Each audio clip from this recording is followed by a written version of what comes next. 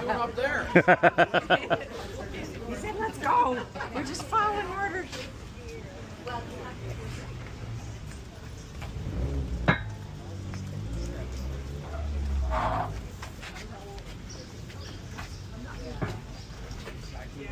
We all here? Okay, just for the newcomers or anything, my name is Gene DeMagla.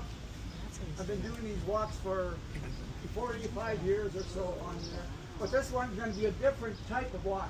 We are going to see the old historic places and everything on there. But I'm going to have a new theme on there. So, and sometimes, you know, what you have to do, take yourself back 150 years ago, okay? Forget all the buildings. When I talk, everybody goes, oh, that building, how could that have been a farm over there or something over here? This was an old farming community before that. So that's going to be my theme this year. And the other thing, in case I forget, we had these characters from the West End where I grew up in over in Park. They put down the Review Theater as the type of theater on here. It was in the paper. It was the oldest theater, etc. That is a bunch of malarkey. The oldest continuously run theater is our Fox Theater. And you know, and they put it in the paper, and on the new thing, I said, what the heck are they talking about?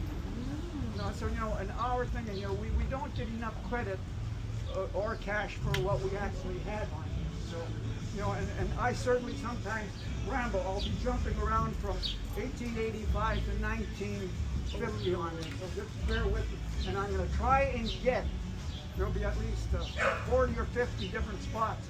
But like I tell you, I'm not going to get your Aunt Mabel's dress shop or anything on there, or Harry's Farts' Cobble Dixon, whatever it was on. I'm getting the things that I think, you know, are the most historic aspects of the thing on here. Because, you know, you might know about your Aunt Mary's millinery shop, but nobody else. So I'm trying to do as much as possible. Okay, so we're just going to go inside the library first, because this is one of my, I put down about 40 different buildings, houses, historically on here. This is one of the ones on here, but there was another one, there was another library here prior to this. So come on inside and look at it. You're going to use the watch, use it now. Good bossy. He's bossy.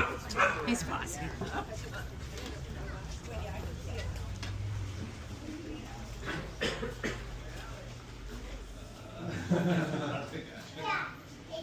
Is that this year's shirt, or is that an older one? That shirt's probably older than you, me, or you. Looks good, though.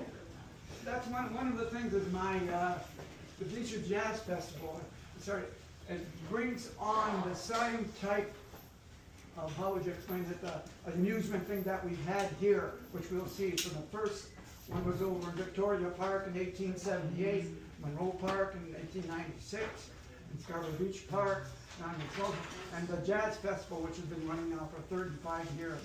And so, you know, this has always been not only a farm area, but it's always been an area where you have amusements all the time. Anyways, in here, this is a part of what they call the Carnegie Library. On here, Andrew Carnegie was a rich Scotch, I guess he'd be a billionaire nowadays on there. So he gave hundreds of thousands of dollars 120 years ago to all the different places in the States, Canada, and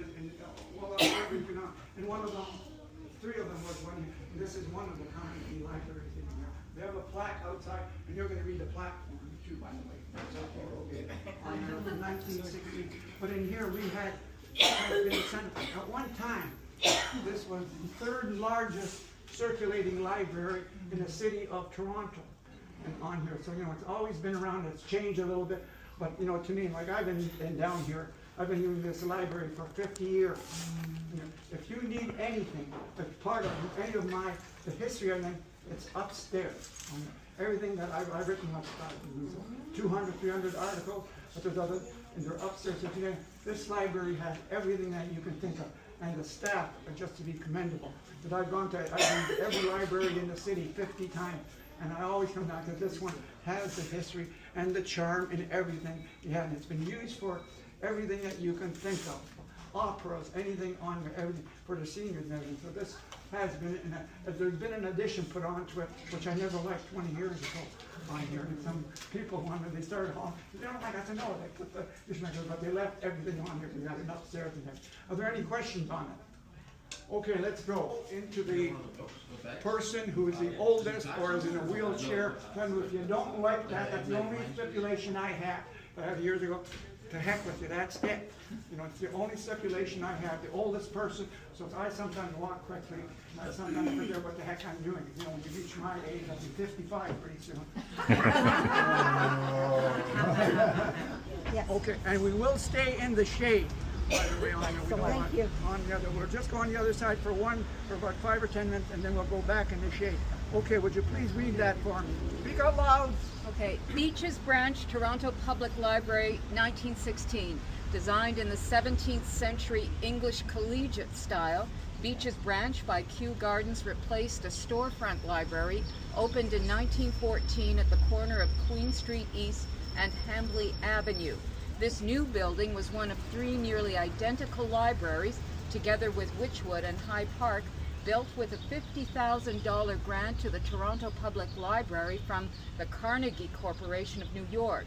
George Locke, the chief librarian, wanted the 3 buildings to bring to the minds of the people of the outlying districts some recollection of their Scottish and English village type of architecture.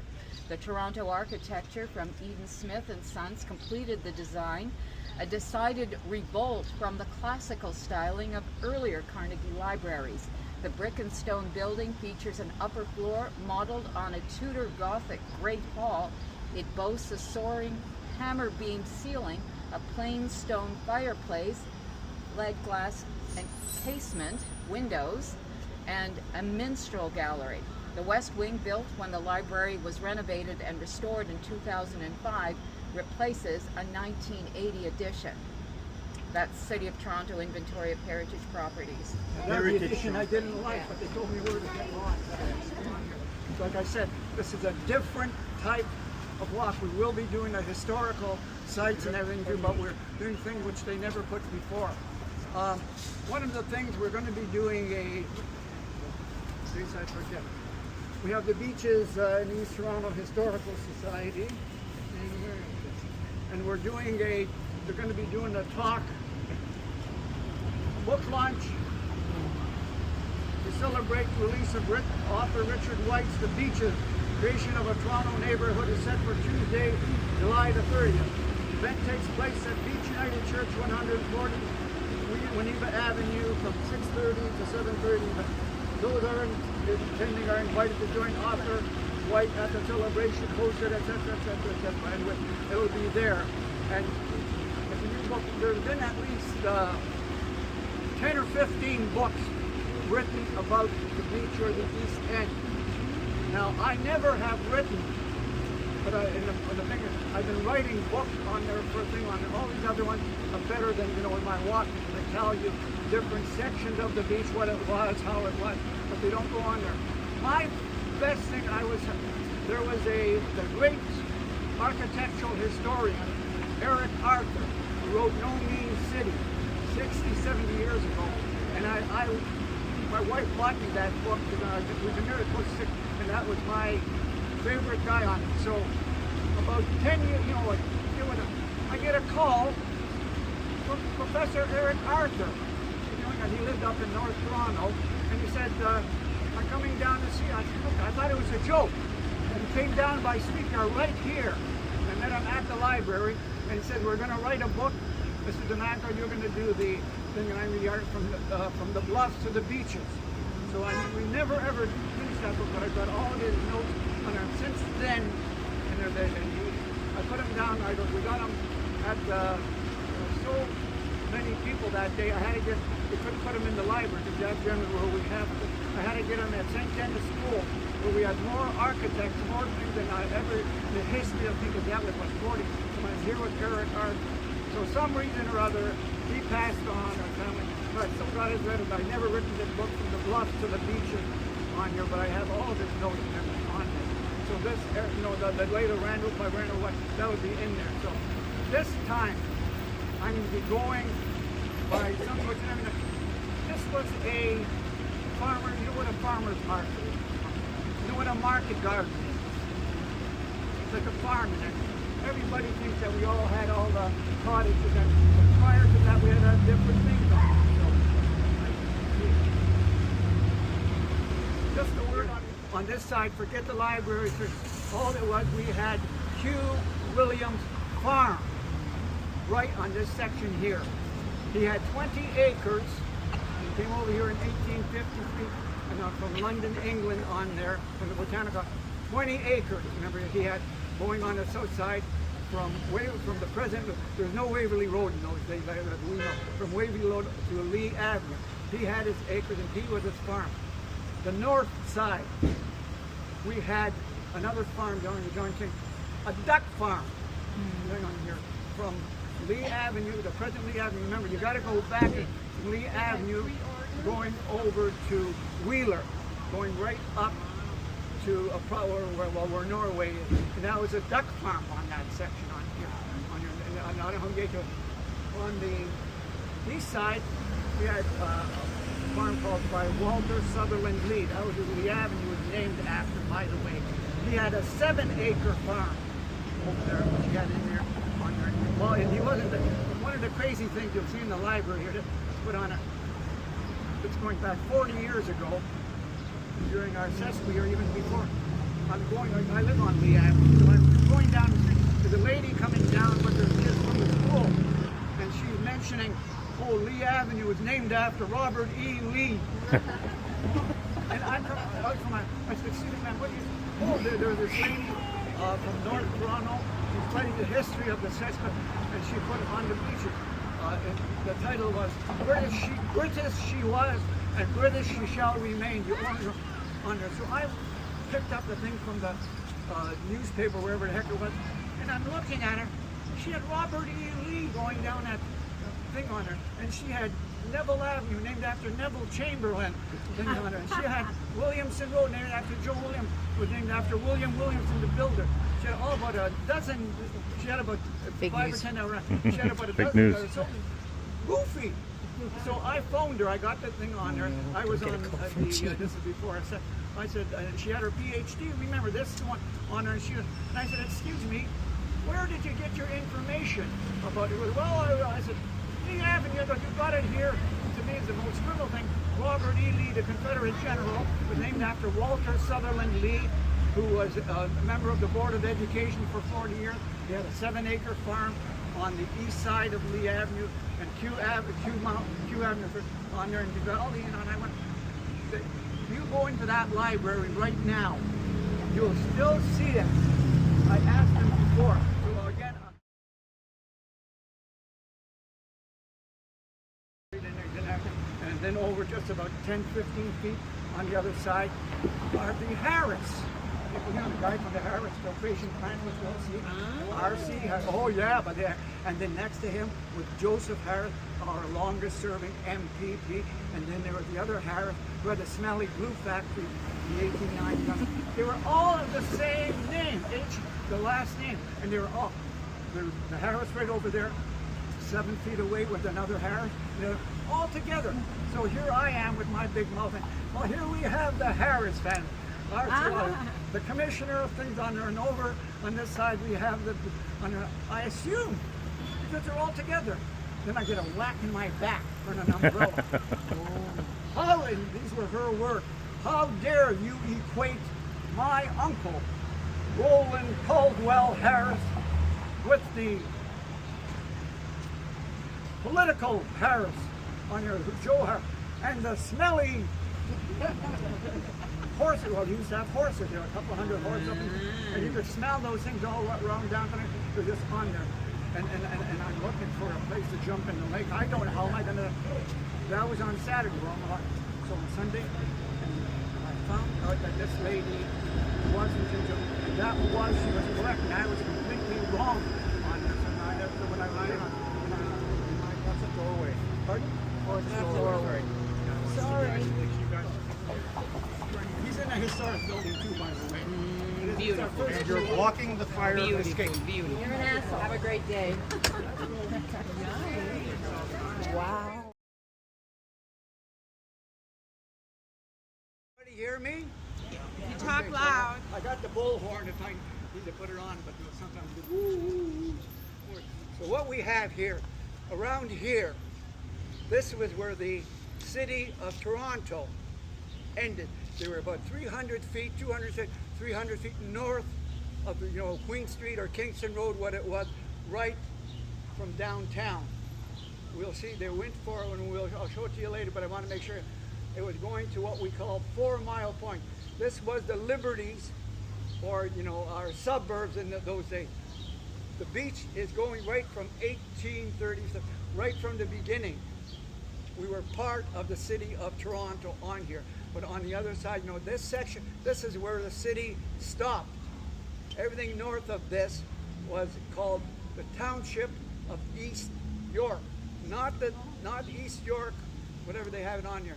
From Yonge Street going over toward Victoria Park, that was called the Township of York on here. Everything west of Yonge Street, Township of West York on here. So you had in between about 15 small little villages and towns in between on. And the one that we have right here was a village in the town of East Toronto. It was from 1888 to 1908. It had 5,000 people in it. There was a big expanse between what we have down on the Don River over here. There was nothing in between. There were just market gardens that you'd see where the farmers and everything would come on. This was where the start of the village of Toronto, East Toronto. The reason that became here, if ever they started up on Main and Gerrard. The Grand Trunk Railroad began up there. It was the largest marshalling yard. So they had at least 500 to 600 people working in there, and they had their families. So they built everything on going over from Beach Avenue to around Lee Avenue, going over towards the Woodbine and north of the Danton from the lake. That was the village of East Toronto going on here. Everything north of the, so this is where the city, and this is where the guy would have, the Brandonbury property would start from here, because of that building that you see there is a historic site. It's one of there's only 2 Bell telephone buildings like this. That's where I'm from originally on here, but there's only 2 of them. Originally, it was, the Bell telephone was in a small little place at the corner where the TD Bank is now on here. And they were there until 1906. So, around 1907, the Bell bought this property, which was just north of the village of Toronto, or the city of Toronto. They turned it into the Bell building on here. And it's now, I never put it as a historic site, but it's like I said, it's the only one, it's one of our things on here. It was a Bell building for maybe 20, 25 years. What they did later on at Kingston Road and Main, they put in the first automated Bell telephone building, and this was vacant for a couple of years. Then in the late 20s, the Catholic Church bought this, and this became St. Michael's School, a high school at one time. The first Catholic school going on St. Michael's on here, and it was here for about 4 or 5 years on here, and then it became one, then became an apartment building, etc. Until what you see on the east side, on the west side, at 96 Lee Avenue, was the first Great War Veterans Association, Royal Canadian Legion, from 1921 until about 1932. It was right across the street. You got to forget all these houses, right? That was first it was built first for a movie theater, then like something like a factory, and then the Royal Canadian or the Great War Veterans, they took it over, and it was the Legion on the building too. I'm trying to save that.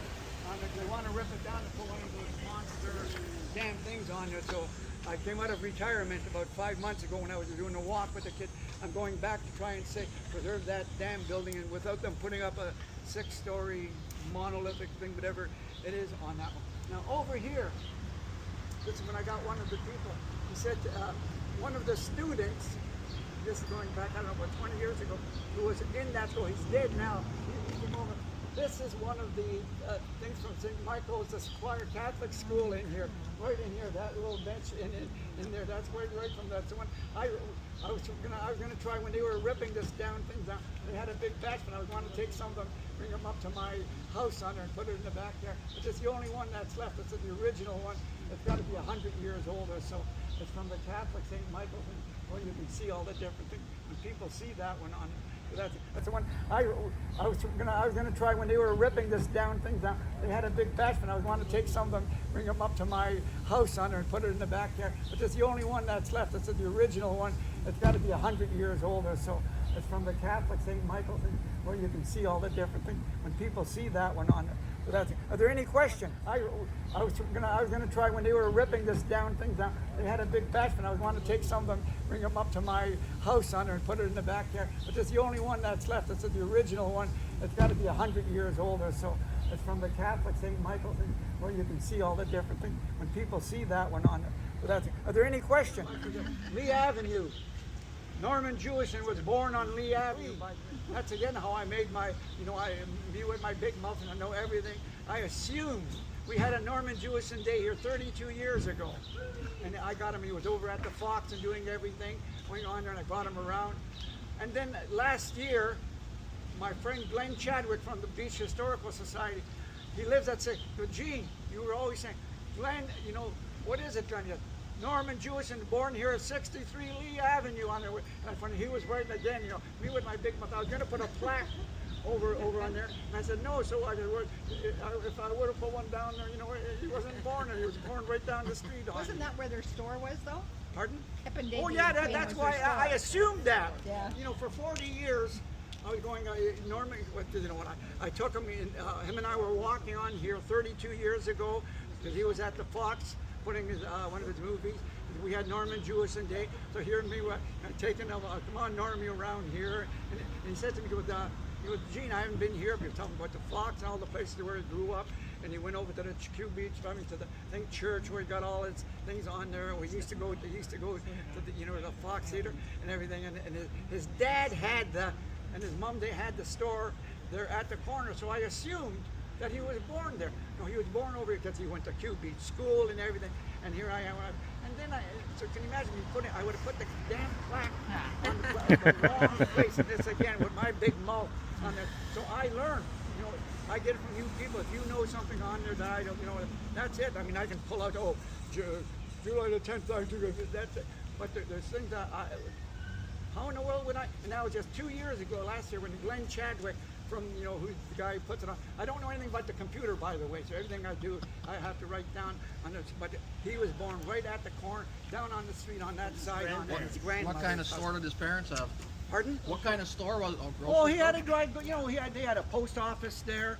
He had just like your nickel, like your 5 and 10 cent store. Yeah. But he first was over.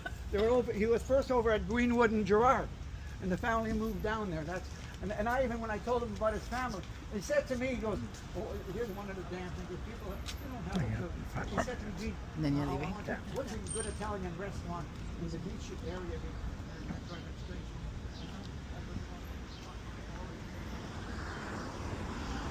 But what happened with the bullhorn? So I got the bullhorn on there. If I need it, just let me know. If you can't hear me on here, but generally I got a lot, like my wife said, I can hear you up on Kingston Road sometimes. I do have the bullhorn on. Don't worry. Can you hear me now? That's why I don't need it on there. If I do, but sometimes what happens is when the speaker, I'll go woo woo woo, and I'm in the middle of woo. So I do have a bullhorn on here. But, I found out from before that there's two things go around. It'll go in here, and nobody will be able to hear me, and I have to fight with myself. So, okay, Queen and Lee. Now, we gotta be careful here. Who's from Balmy Beach? Balmy Beach? No, from Balmy Beach. I live there now. Yeah, but everybody, you got to remember, forget the different things about it. Balmy Beach, Q Beach. There's so many beaches on here.